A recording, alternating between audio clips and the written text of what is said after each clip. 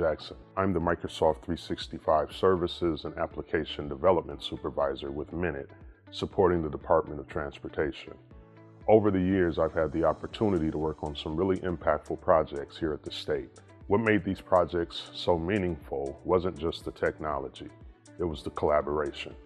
We focused heavily on governance, training, and working closely with our business partners to make sure that those tools truly met their needs. One thing I've learned during my time with MNIT is just how great a place the state of Minnesota is to work. The benefits, the flexibility, the work-life balance, it all adds up. And it's inspiring to see so many agencies working together toward a common goal, which is serving the people of Minnesota. What keeps me motivated in public service? It's the people. Knowing the work I do, whether it's my individual tasks, team efforts, or leading my team in the services that we provide, it all contributes to the lives of others. That's what drives me every day.